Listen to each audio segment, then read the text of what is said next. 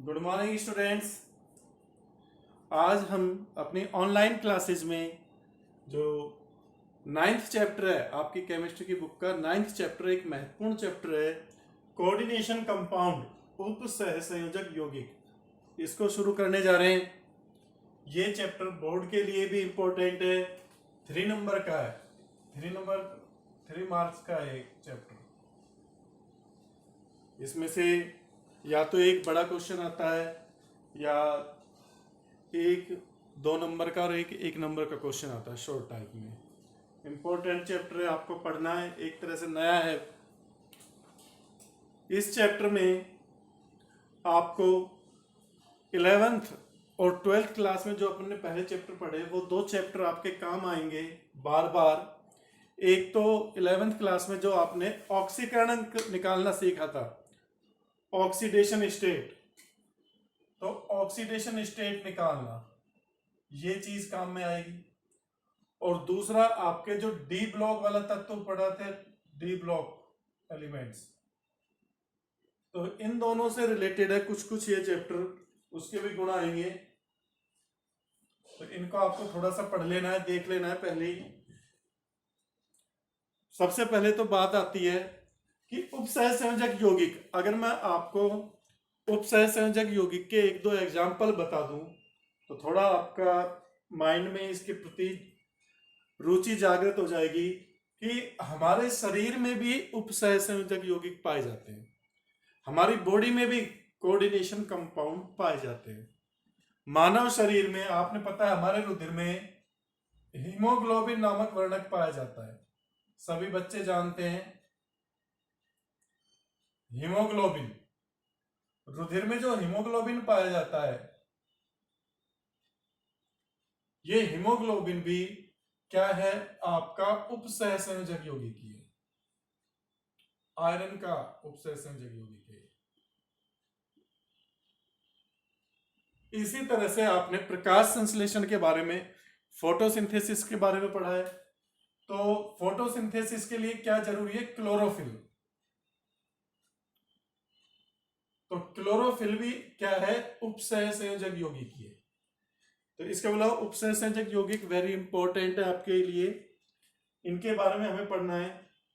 तो सबसे पहले देखते हैं उपसह संयोजन रसायन की डेफिनेशन।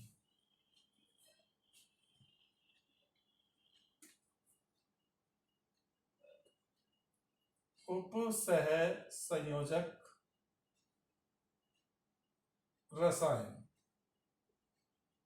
या इसको बोलते हैं कोऑर्डिनेशन केमिस्ट्री।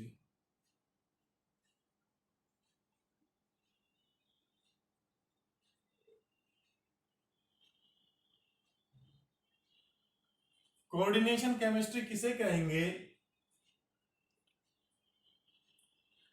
रसायन विज्ञान की वह शाखा जिसमें उपसह संयोजक यौगिकों का अध्ययन किया जाता है।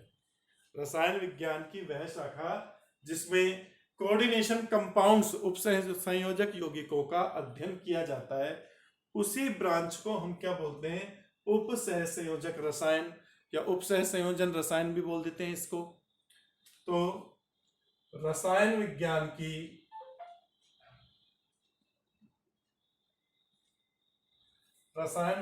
की वह शाखा जिसमें उपसह संयोजक यौगिकों का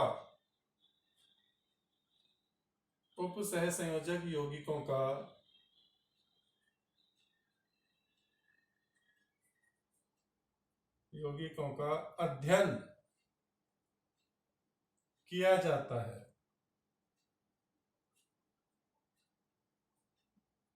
क्या कहलाती है आपकी, उपसह संयोजक रसायन।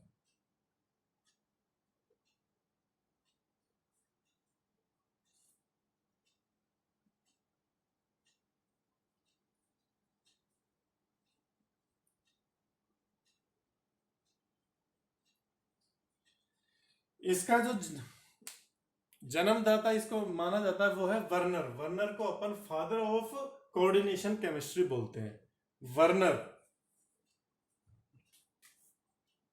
साइंटिस्ट थे जिन्होंने सबसे पहले उपसहसंयोजक यौगिकों की संयोजकताओं के बारे में बताया था इनकी। तो वर्नर को उपसहसंयोजक रसायन का जनक माना जाता है।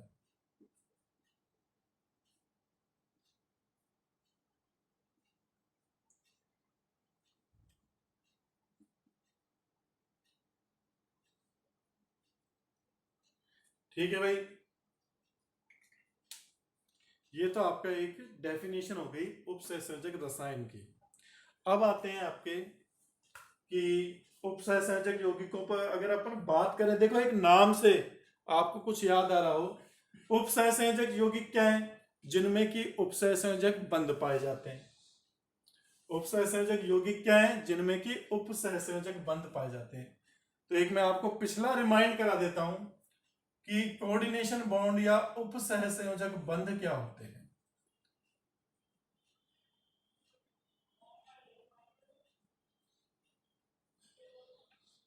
तो देखो, आपने सहसंयोजक बंध पढ़े हैं, कोवेलेंट बॉन्ड। सहसंयोजक बंध तो क्या होते हैं? जिनमें दो परमाणुओं के मध्य इलेक्ट्रॉन के साझे से, इलेक्ट्रॉन की शेयरिंग से एक बंध का निर्माण होता है, नए बंध का निर्माण होता है, उसे तो अपन बोलते हैं सहसंयोजक बंध। उपसहसंयोजक बंध क्या है? जब साझे के लिए, शेयरिंग के जो इलेक्ट्रॉन है, साझे के लिए इलेक्ट्रॉन, जब साझे के लिए इलेक्ट्रॉन एक ही परमाणु द्वारा दिए जाते हैं,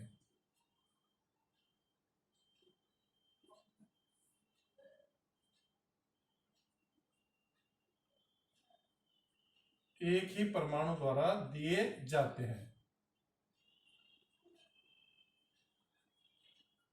तो इस प्रकार से जो बंध बनता है उस बंध को ही अपन क्या बोलते हैं? उपसहसंयोजक बंध। देखो साझा होगा सहसंयोजक बंध में, तो देखो जैसे HCl के बीच सहसंयोजक बंध बन रहा है, तो हाइड्रोजन का एक इलेक्ट्रॉन है, क्लोरीन के 7 इलेक्ट्रॉन होते हैं, तो ये एक एक इलेक्ट्रॉन की शेयरिंग कर लेते हैं, तो HCl बन जाता है। तो ये जो बंध बना है, इस बंध को तो अपन बोलते हैं सहसंयोजक बंध, कोवेलेंट बॉन्ड। इस बंध को तो क्या बोलेंगे? सहसंयोजक बंध। लेकिन उपसहसंयोजक बंध में क्या होगा? तो एक एग्जांपल देखिए, जैसे आपका अमोनिया है, तो आपको अमोनिया के पता है कि अमोनिया के पास लोन पेयर रहता है। अमोनिया खुद यौगिक है, इसके पास क्या है? लोन पेयर है। दूसरा यौगिक आपका जैसे BF3 है, बोरॉन ट्राइफ्लोराइड, BF3। अब यहां पर देखो, बोरोन का अष्टक पूर्ण नहीं है, इसका अष्टक पूर्ण नहीं है, इसके वैलेंसी शेल में 6 इलेक्ट्रॉन है, देख लो, 2 2 4 2 6, अष्टक अपूर्ण। अब होता क्या है, जब ये दोनों क्रिया करते हैं तो नाइट्रोजन क्या करता है? ये जो इसके लोन पेयर है, इन लोन पेयर को साझे के लिए प्रयुक्त करता है, इन दोनों के बीच बंध बनाने के लिए प्रयुक्त करता है। तो अपन इसको ऐसे लिख सकते हैं, NH3, और NH3 ने अपने क्या कर दिए? दोनों इलेक्ट्रॉन साझे के लिए दे दिए इन दोनों के बीच, बोरोन के साथ। ठीक है ना? तो इसका भी अष्टक पूरा हो गया और इसका भी अष्टक पूरा हो गया। तो यहां पर बना तो वही सहसंयोजक बंध है, लेकिन सहसंयोजक बंध में तो दोनों परमाणु समान इलेक्ट्रॉन देते हैं। लेकिन इसमें क्या होता है कोऑर्डिनेशन बॉन्ड में, कि एक परमाणु द्वारा ही दोनों इलेक्ट्रॉन दिए जाते हैं साझे के, इनके बीच में बॉन्ड बन जाएगा। तो उसको अपन कैसे दिखाएंगे? इस तरह से दिखाएंगे, NH3 BF3। उप सहसंयोजक बंध को इस तरह से दिखाया जाता है, तीर का चिन्ह लगाते हैं। ये नाइट्रोजन तो कहलाएगा दाता परमाणु, क्योंकि इसने तो अपने दोनों इलेक्ट्रॉन दिए हैं, और बोरॉन कहलाता है ग्राही परमाणु, कि इसने लिए।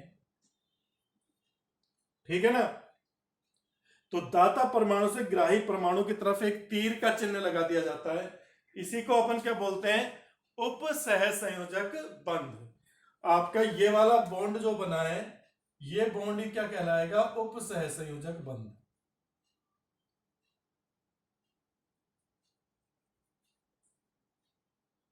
संयोजक बंध।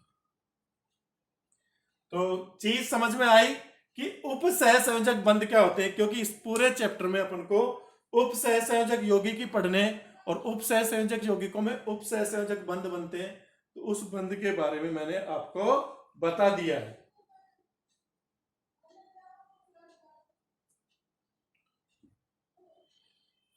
ठीक है भाई, इसका स्क्रीनशॉट ले लीजिए आप।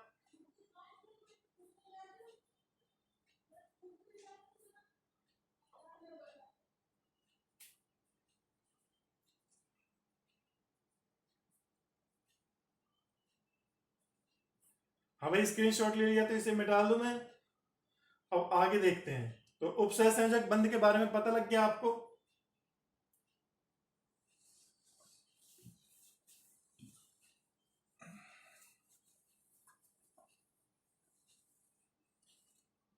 जैसे एक एग्जांपल देखते हैं, उप सहसंयोजक यौगिक देखते हैं हम।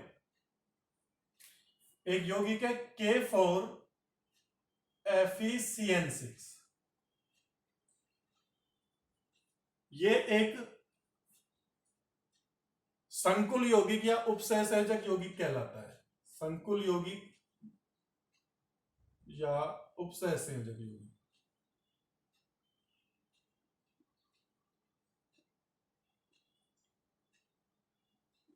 इसके बड़े ब्रैकेट में जो पार्ट है उसी को अपन संकुल पार्ट बोलते हैं, कॉम्प्लेक्स पार्ट बोलते हैं, उप सहसंयोजक पार्ट बोलते हैं। ये इसका जटिल या संकुल भाग है।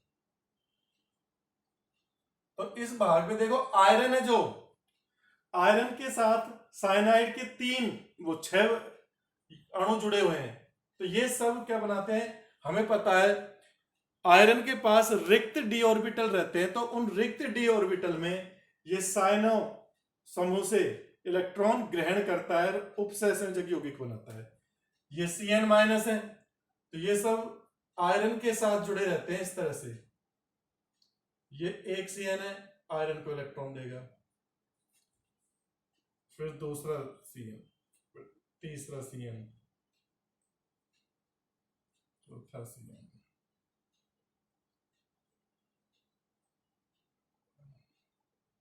देखो 6 Cn ने आयरन के साथ क्या बना लिए, उप सहसंयोजक बंध। ये उप सहसंयोजक बंध।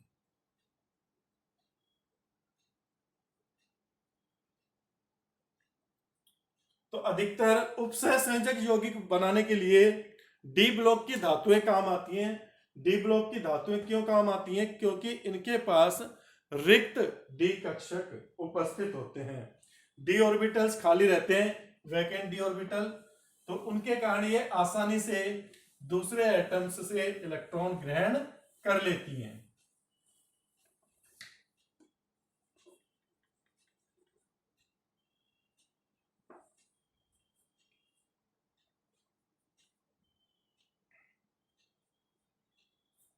ठीक है, तो ये आपके एक उपसहसंयोजक यौगिक का मैंने एग्जांपल बताया।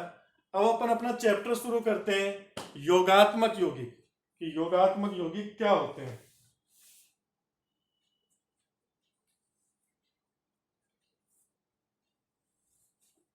यहां पर मैंने केवल आपको उपसहसंयोजक बंध के बारे में बताया अभी कि उपसहसंयोजक बंध क्या है। अब आता है आपका टॉपिक योगात्मक यौगिक या आणविक यौगिक। आणविक यौगिक, एडिशन कंपाउंड या मोलिकुलर कंपाउंड। एडिशन कंपाउंड या मोलिकुलर कंपाउंड। तो एडिशन कंपाउंड या मोलिकुलर कंपाउंड क्या होते हैं, जब हम दो या दो से अधिक सरल स्थायी यौगिकों को आणविक अनुपात में मिलाकर वाष्पित करते हैं, उनके वाष्प अवस्था में बदल देते हैं, और जब उस वाष्प को ठंडा करते हैं तो हमें एक नया स्टोइकोमीतीय या रस समीकरण मितीय पदार्थ प्राप्त होता है। उस रस समीकरण मितीय पदार्थ या क्रिस्टल, उसके जो क्रिस्टल प्राप्त होते हैं, उन्हीं को अपन क्या बोलते हैं? योगात्मक यौगिक या आणविक यौगिक। क्या है? दो या दो से अधिक, दो या दो से अधिक सरल एवं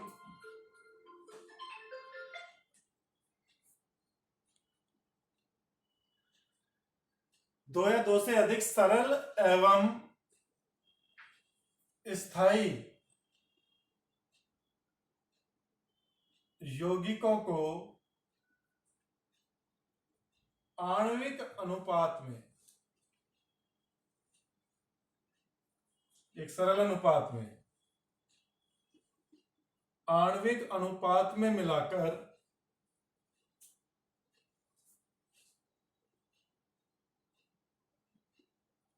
वाष्पित किया जाता है।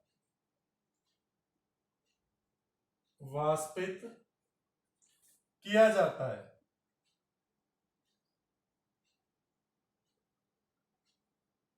जिससे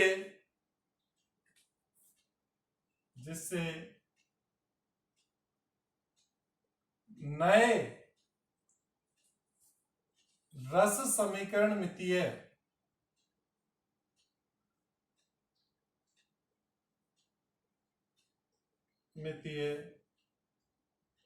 पदार्थ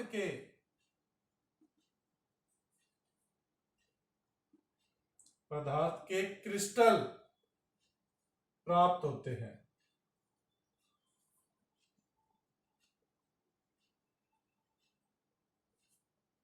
इन्हें ही क्या कहते हैं? इन यौगिकों को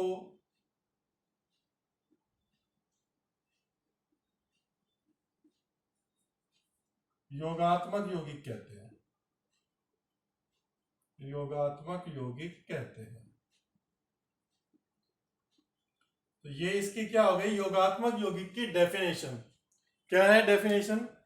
जब दो या दो से अधिक सरल एवं स्थायी यौगिकों को आणविक अनुपात में मिलाकर वाष्पित किया जाता है, वेपर फेज में बदला जाता है, और जब वो वेपर ठंडी होती है तो हमें एक नया रस समीकरण पदार्थ का क्रिस्टल प्राप्त हो जाता है।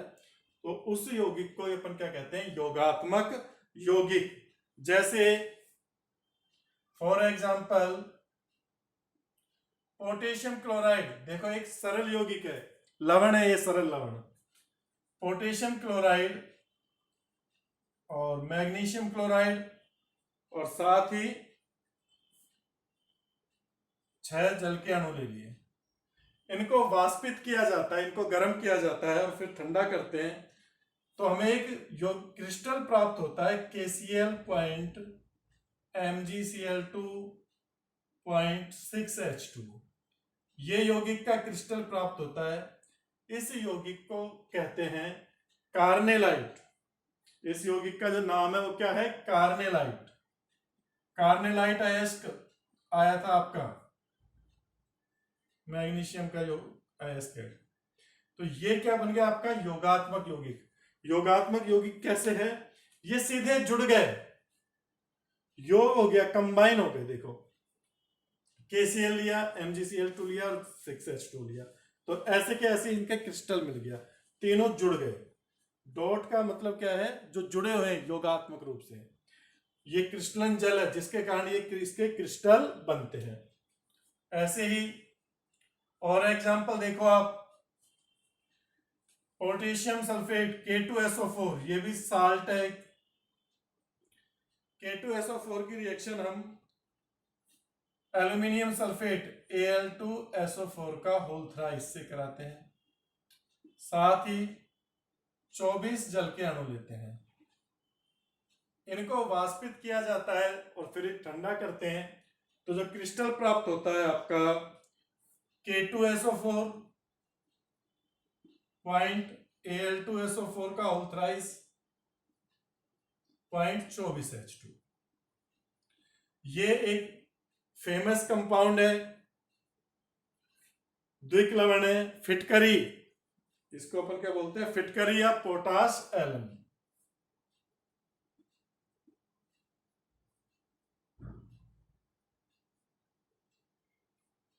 फिटकरी।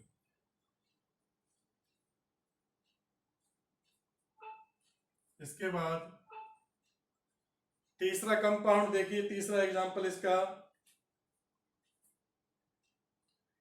FeSO ferrous sulphate. Ferrous sulphate की रिएक्शन अमोनियम सल्फेट से कराते हैं, NH4 का ट्वाइस SO4, इनकी वाष्प को मिला जाता है और 6H2। तो भी एक फेमस कंपाउंड मिलता है आपको, मोहर साल्ट, FeSO4 पॉइंट NH4 का होल ट्वाइस 0.6H2, इसे बोलते हैं मोहर साल्ट।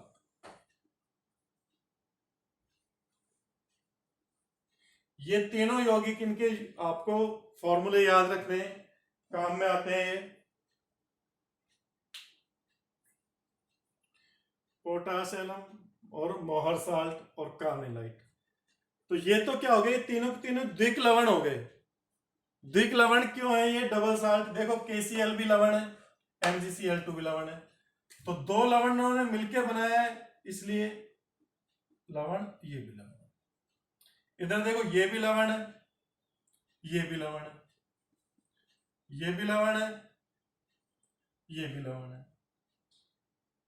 तो देखो सारे साल्ट दो दो साल्ट मिल रहे हैं, तो इसलिए ये तीनों एग्जाम्पल डबल साल्ट के हो गए। ये किसके एग्जाम्पल है, डबल साल्ट के, द्विक लवण। और एग्जाम्पल देखिए योगात्मक यौगिक के,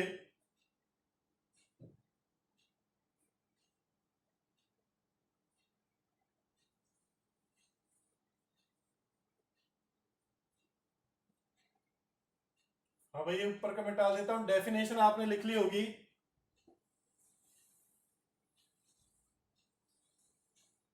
और एग्जाम्पल देखते हैं, चौथा एग्जाम्पल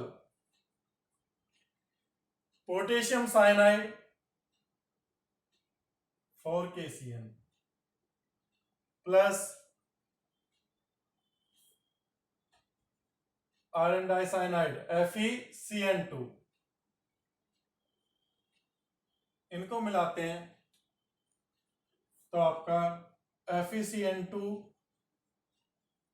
0.4KCN ये योगात्मक यौगिक प्राप्त होता है।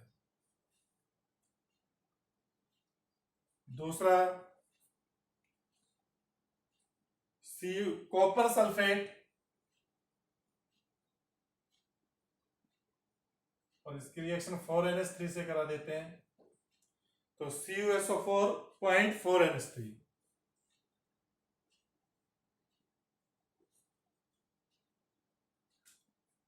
और तीसरा AgCN की रिएक्शन KCN से कराते हैं, सिल्वर साइनाइड और एक KCN, एक क्या बन जाता है KCN.AgCN, ये आपके मिल जाते हैं। अब यहां पर देखो, यहां तो अपन ने जो अनुपात लिया है वो 1:1:1 लिया है, दोनों जो सरल यौगिक है ये लवण है, इनको 1:1 अनुपात में लिया है, सरल अनुपात में लिया है। इन तीनों में ये किसमें, सिंपल रेशो, सरल अनुपात, सरल अनुपात बोल सकते हैं या सममोलर अनुपात, सममोलर अनुपात रेशो। सममोलर, जितना मोल इसके लिए उतना मोल ही दूसरे के लिए। इन तीनों उदाहरणों को, और इन तीनों उदाहरणों को देखो आप, पहले दूसरे तीसरे उदाहरण में जो आपने सरल यौगिक या साल्ट लिए है ना, वो 1:1 में लिए हैं, तो इनका मतलब समान अनुपात है, इसलिए यहां तो जो संयोग हुआ है वो सममोलर अनुपात में हुआ है। लेकिन ऊपर वाले एग्जांपल्स में आप देखोगे तो देखो ये इसका, इससे देखो तो ये 4 मोल है, ये 1 मोल है, यहां पर इसका 1 मोल है, इसके 4 मोल है। यहां पर ये दोनों क्या है, समान अनुपात में, 1 मोलर। तो यहां पर विषम मोलर अनुपात, विषम मोलर अनुपात, इन दोनों में चौथे और पांचवें में क्या है, विषम मोलर अनुपात। तो जो योगात्मक यौगिक हैं इनको अपन दो कैटेगरी में डाल सकते हैं, एक तो सममोलर अनुपात वाली और एक विषम मोलर अनुपात वाली। सममोलर अनुपात में जब दो सरल यौगिक संयोग करते हैं, कंबाइन होते हैं, तो वो बनाते हैं द्विक लवण। वो तो क्या बनाते हैं, द्विक लवण। इनको लैटिस कंपाउंड या जालक यौगिक भी बोलते हैं। डबल साल्ट को लैटिस कंपाउंड भी बोलते हैं। और विषम मोलर अनुपात से जो आपका योगात्मक यौगिक बनेगा वो कहलाता है आपका संकुल यौगिक या जटिल लवण। संकुल लवण या जटिल लवण या संकुल यौगिक या उपसहसंयोजक यौगिक। जैसे ये दोनों हैं, तो आगे ये जल में जब इनको डाला जाता है तो इस तरह से रहते हैं, K4FeCN6 इसमें। तो यहां पर देखो ये सरल लवण है, सरल आयन है, और ये जटिल आयन है। ऐसे इसका क्या बनेगा, CuNH3 का होल 4 और SO4, और इनका क्या बनेगा, KAgCN का होल 2। ये तो देखो ये इन्हीं से बन रहे हैं। तो ये कैसे यौगिक हैं, ये जटिल या संकुल यौगिक, संकुल या उपसहसंयोजक यौगिक।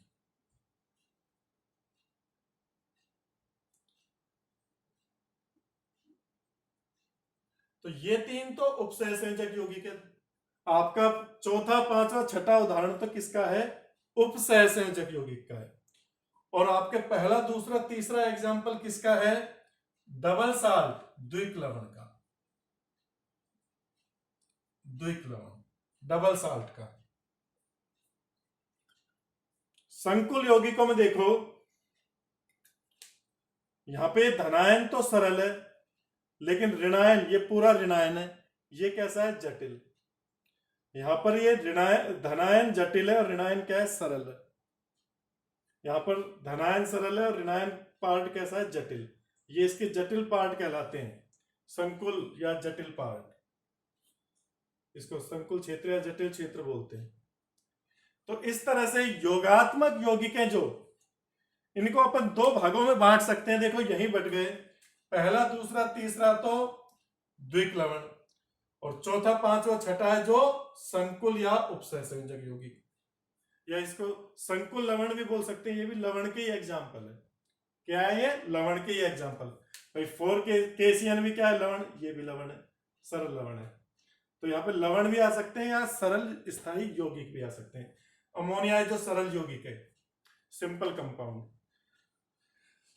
अब देखते हैं योगात्मक यौगिकों के प्रकार। दो प्रकार है, मैंने बता दिया कौन कौन से दो प्रकार है।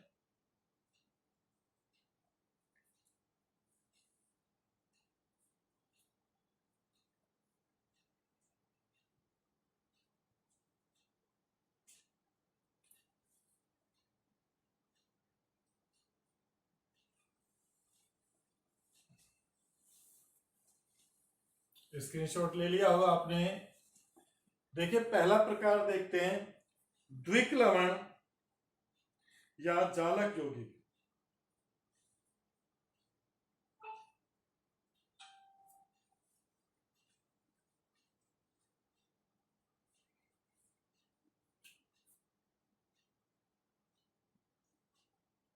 द्विक लवण डबल साल्ट या लैटिस कंपाउंड, जालक यौगिक।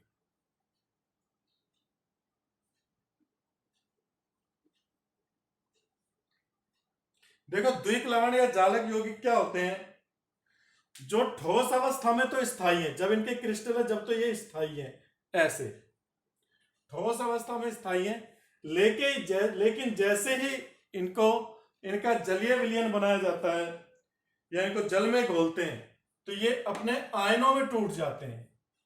किसमें टूट जाते हैं? ये अपने आयनों में टूट जाते हैं।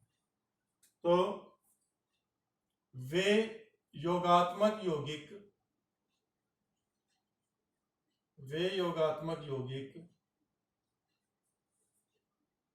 जिनका ठोस अवस्था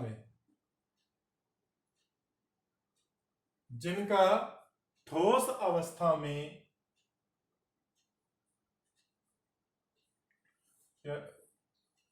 वे यौगिक जो ठोस अवस्था में, जिनका नहीं, जो ठोस अवस्था में स्थायी होते हैं, लेकिन जल में घोलने पर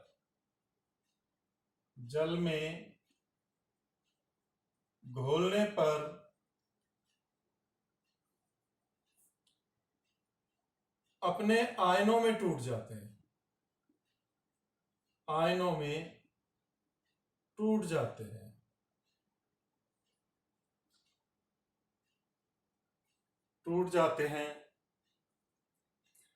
और सभी आयनों का परीक्षण देते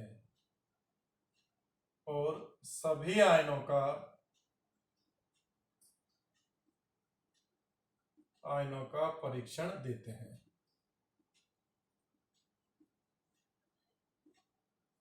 क्या कहलाते हैं? द्विक लवण कहलाते हैं।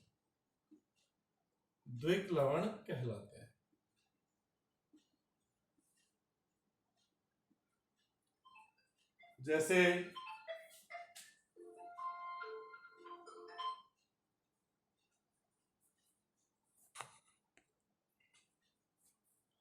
हाँ भाई, यहां पर देखो, ये तीनों ही क्या है? द्विक लवण है। तो इनको जैसे ही हम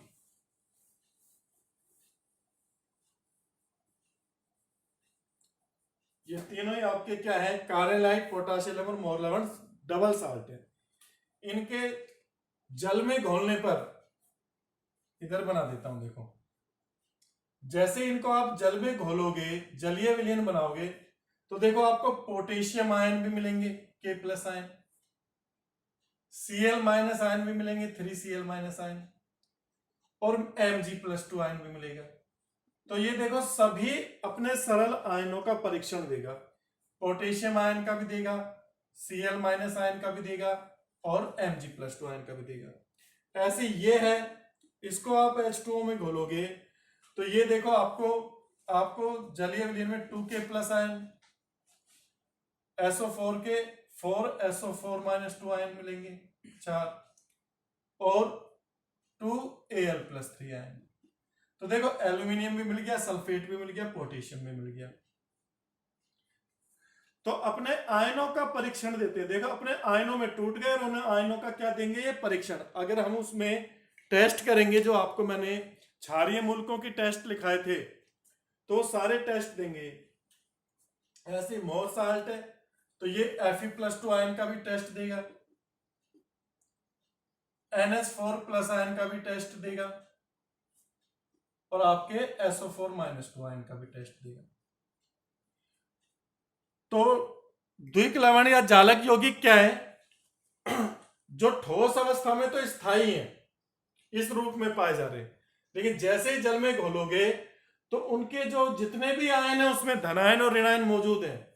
उन धनायन ऋणायनों के, उन मूलकों के वो परीक्षण देने लग जाते हैं जल में घोलने पर, इनका जलीय विलयन बनाने पर। तो ऐसे यौगिकों को ही अपन क्या बोलते हैं? द्विक लवण या जालक यौगिक।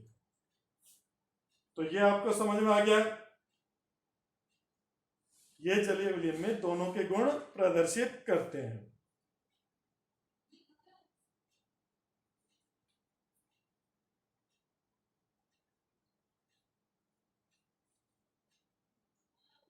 ठीक है भाई।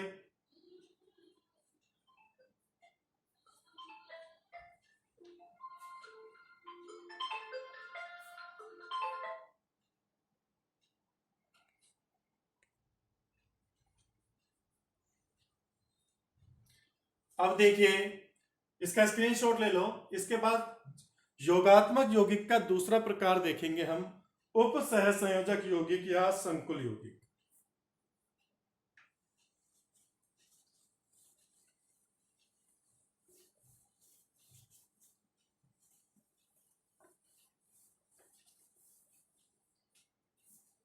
उप सहसंयोजक यौगिक या संकुल लवण या संकुल यौगिक बोलते हैं इनको।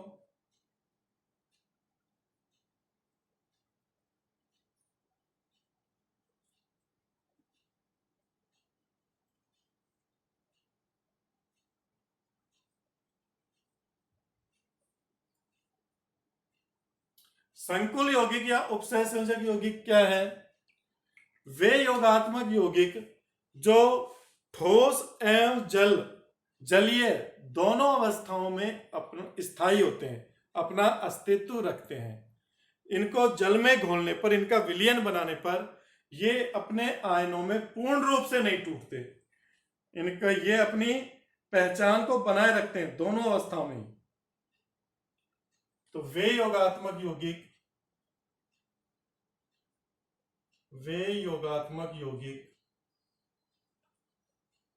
जो ठोस एवं जलीय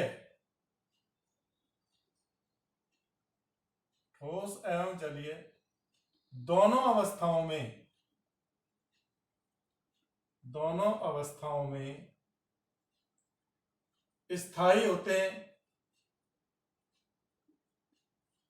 होते हैं और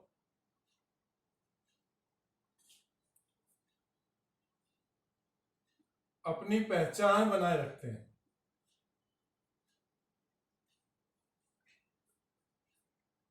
पहचान को बनाए रखते हैं।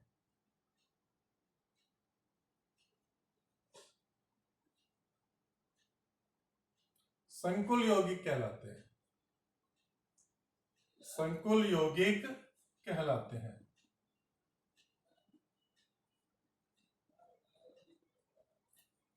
मतलब ये जल में घोलने पर पूर्ण रूप से विभक्त नहीं होते।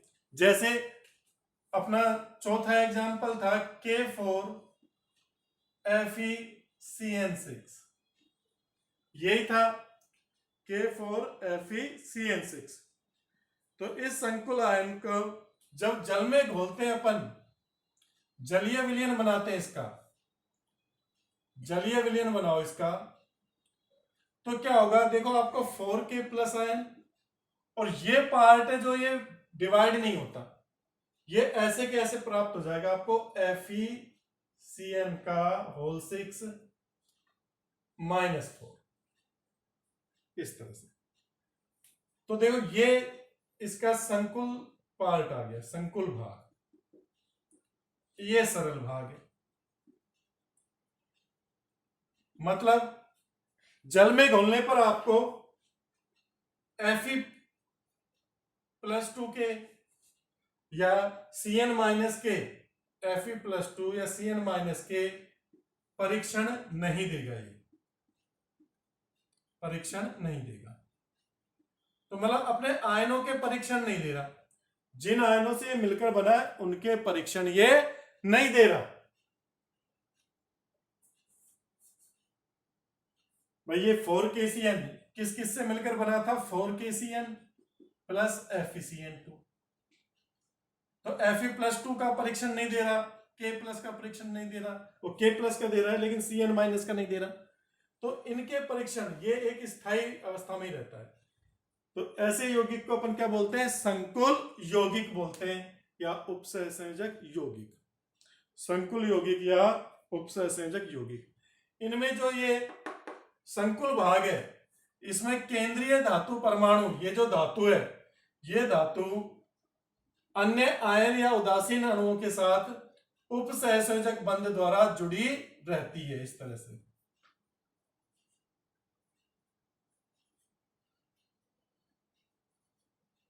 इसलिए इनको अपन क्या बोल देते हैं? उपसहसंयोजक यौगिक भी बोल देते हैं। ठीक है ना? इस पूरे के ऊपर -4। तो ये इसका परीक्षण देगा FeCN का होल 6 -4 का, लेकिन ये Fe+2 आयन और साइनाइड माइनस आयन का परीक्षण नहीं देगा। तो जो आपके संकुल यौगिक होते हैं उनमें केंद्रीय धातु परमाणु आयन या उदासीन अणुओं के साथ उपसहसंयोजक बंध द्वारा जुड़ी रहती है, इसलिए इसे हम उपसहसंयोजक यौगिक भी कहते हैं। ठीक है, ये आपका क्या हो गया, उपसहसंयोजक यौगिक शुरू हो चुका है। आज मैंने आपको क्या बताया, केवल योगात्मक यौगिक बताए। योगात्मक यौगिक दो प्रकार के होते हैं वो बताया। कल अपन लवणों के प्रकार पढ़ेंगे और संकुल यौगिक और द्विक लवण में अंतर देखेंगे कि इनमें क्या अंतर है। कुछ अंतर तो मैंने अभी आपको क्लियर कर दिए थे कि उसमें सममोलर अनुपात में योग होता है, उसमें विषम मोलर अनुपात में होता है। वो ठोस अवस्था में स्थायी होता है, ये ठोस और जल दोनों अवस्थाओं में स्थायी होता है। वो अपने सरल आयनों में टूट जाता है, ये सरल आयनों में नहीं टूटते। एक जटिल पार्ट मिलता है, एक सरल पार्ट मिलता है, और उस जटिल पार्ट के आयनों का परीक्षण नहीं देंगे, Fe+2 या Cn- आयन नहीं मिलेगा। ये आज आपके चैप्टर शुरू हो चुका है, 9th चैप्टर। कल आगे की बात करते हैं, तब तक के लिए बाय।